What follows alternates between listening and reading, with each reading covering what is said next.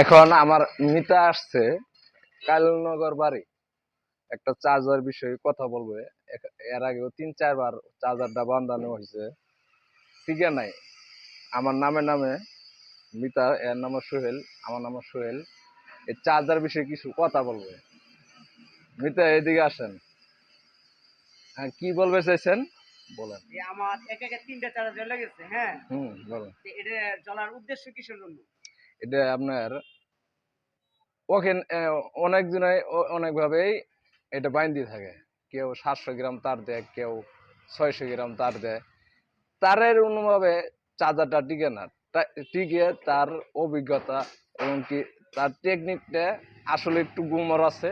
এই গুমরটা জানতে হবে, তারপরে সেন এই চার্জারটা টিকবে। তারের সাথে কোনো বেশ কম নাই, কথা বুঝছে।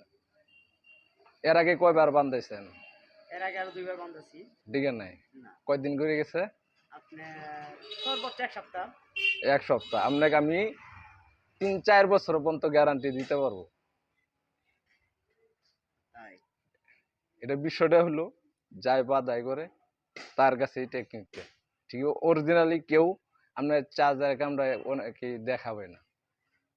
ঠিক আপনার তার, আপনার যদি পিচ্ছি ছেলেও থাকে এই তারটা আপনার পেঁচাতে পারবো, ঠিক পেঁচানির সাথে স্বাদ নাই, কথা বুঝছেন। আচ্ছা, ঠিক আছে।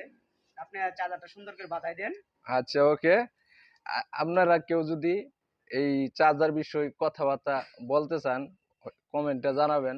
অবশ্যই সোহেল মোটরস অপশন এই চ্যানেলটি আপনারা সাবস্ক্রাইব করবেন।